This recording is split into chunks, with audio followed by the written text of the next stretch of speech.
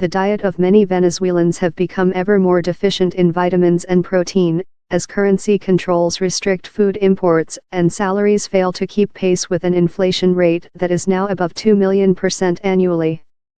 Growing malnutrition is one of the reasons Venezuela's opposition leader Juan Guaidó has moved ahead with his plan to bring supplies of food and medicine into Venezuela by land and sea on Saturday, despite resistance from Maduro. Maduro, who denies there is a humanitarian crisis, has said it is a show to undermine him.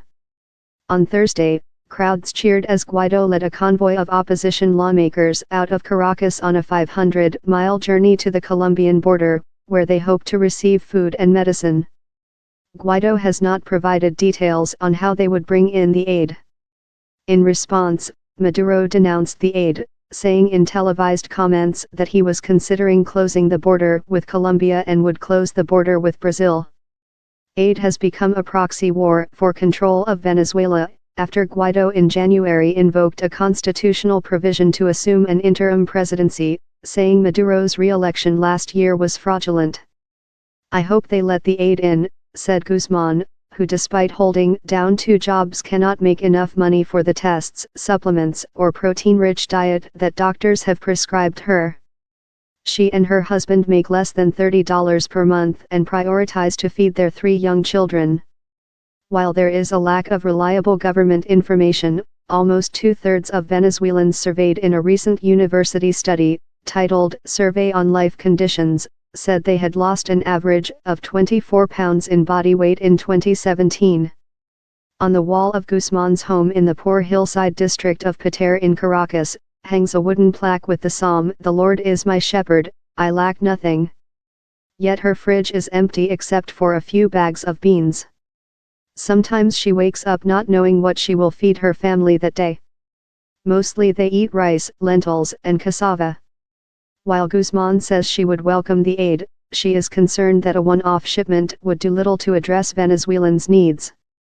"You don't only eat once," she said.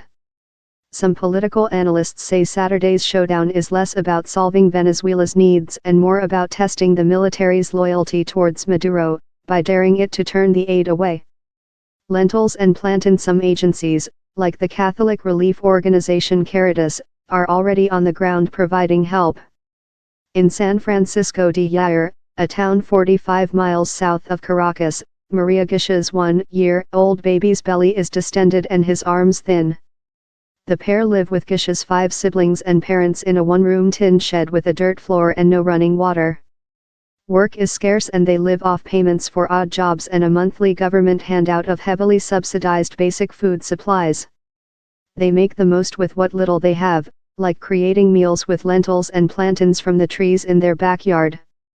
Gisha, 21, said her son had lost weight over the past 5 months until Caritas gave them some nutritional supplements.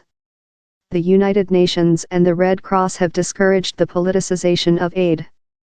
The U.S., which is pushing Maduro to step down, sent aid for Venezuelans to a collection point in neighboring Colombia via military aircraft, in a show of force.